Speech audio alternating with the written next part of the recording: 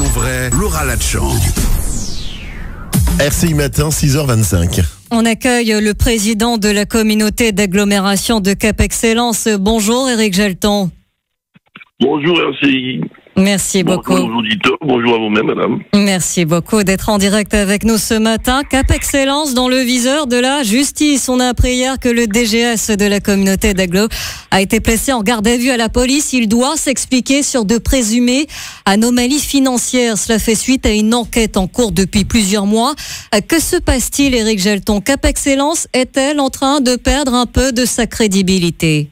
Vous allez vite en besogne. Nous sommes à un stade d'enquête.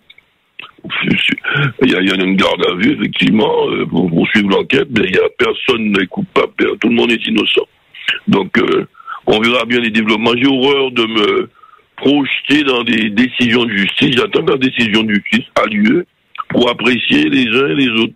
Je suis pas juge, je suis pas expert enquêteur, je suis pas du SRPJ. Donc, faut pas aller vite en besogne. Ouais, oui, pour l'instant, monsieur Pierrepont est tout à fait innocent. Il s'est défendu d'ailleurs de toutes les accusations, la plupart fausses, qui se sont portées contre lui. D'autres restent à démontrer techniquement.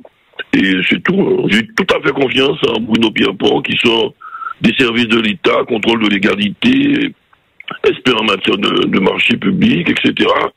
Et qui a été DGA, ensuite DGS, avec le conseil de Christian Gatou, et à son âme, ancien DGS de Cap Excellence. Ouais. Tout va bien pour l'instant, Cap Excellence, c'est une bonne nouvelle. Vont déchanter sans doute très rapidement. C'est une bonne nouvelle. C'est aussi mon rôle de vous poser la question, Éric Gelton. Et là, je m'adresse au maire des Abîmes que vous êtes, puisque vous serez amené également à vous présenter devant le tribunal correctionnel en avril prochain. L'affaire remonte à 2014, concernant des marchés publics avant les élections municipales. Vous restez confiant, Éric Gelton? Mais plus que confiant, puisque 2014, mon adversaire, M. Serva, a porté plainte pour moi pour des routes soi-disant privées, pas de panneaux de chantier, ok. Depuis 10 ans, en 2014, il a été débouté puisque cette affaire, c'est parti en tout cas de l'infraction qu'on me reprocherait, et venant de lui, ça a fait l'objet de non-lieu. Donc il a perdu là-dessus. Donc il mentait. Deuxièmement, il y a eu un deuxième non-lieu par rapport à des dépenses frappes qu'il n'aurait pas dû. Il n'y avait rien, c'était vide. Des allégations, des dénonciations mensongères. Il reste qu'une des trois infractions qu'on me reprochait, il reste qu'une seule qui me fait que je suis prévenu au tribunal correctionnel. C'est une histoire de trafic d'influence passif. Et là-dessus, mes avocats, moi, nous sommes très confiants. Il y a forcément une méprise. On me reprochait d'avoir attribué un marché à monsieur Fifi Silver, CGC en 2014. Il ne reproche pas le bien fondé, la normalité du marché, non, impeccable. Hein. Il reprocherait que, en échange de ce marché, je vais donner une contrepartie en payant 30 000 euros de dépenses diverses de campagne électorale. Et toutes ces dépenses, soi-disant, de campagne électorale n'en sont pas. Nous allons le démontrer devant un tribunal. Donc, c'est une coquille vide, 10 ans de suspicion, 10 ans d'opprobre, la montagne a presque déjà accouché d'une souris.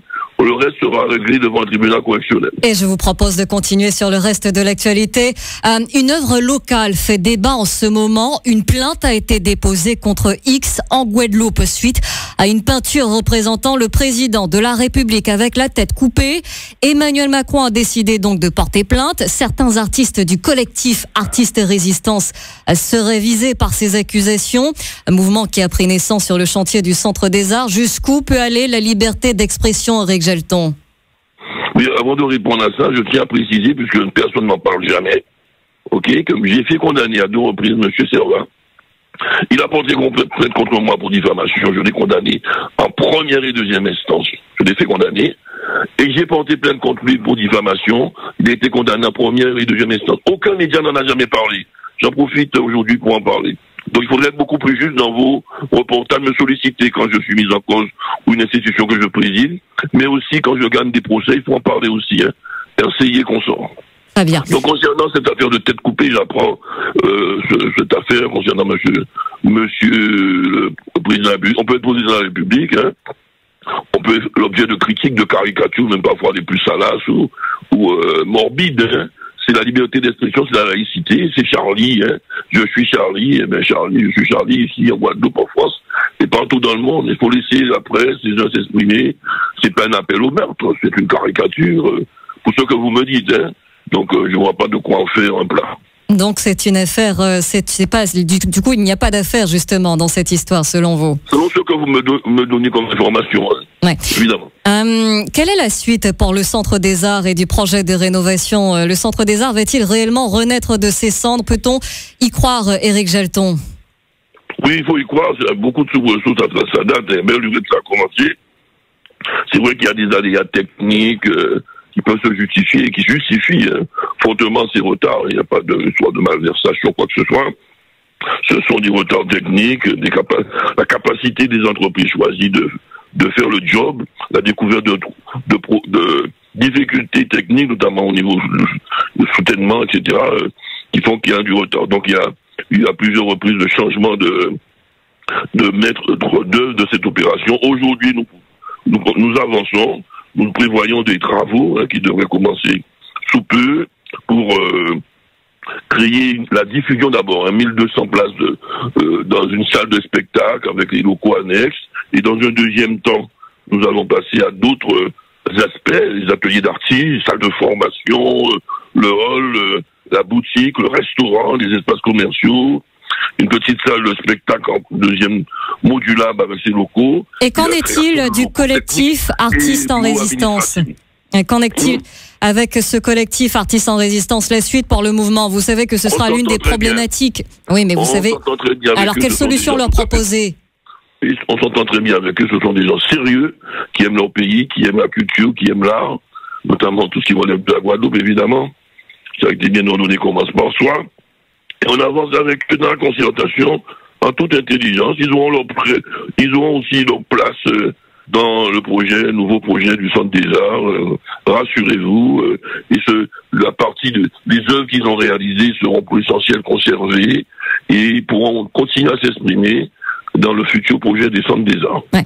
Autre chantier culturel d'envergure qui demande à renaître de ses cendres, le cinéma Renaissance. Où en sommes-nous, Éric Gelton? On nous disait que la livraison était prévue pour 2025. Nous y sommes, mais pas pour le cinéma. Mais il me semble que nous sommes en 2027 toujours. Donc on est en janvier, en février, mais on a encore quelques mois pour 2025. Si on vous a dit 2025, il faut patienter. Effectivement, les choses avancent. Et Renaissance va conserver sa façade historique et va être l'objet d'un cinéma, de théâtre, d'activités dans ce domaine d'expression scénique.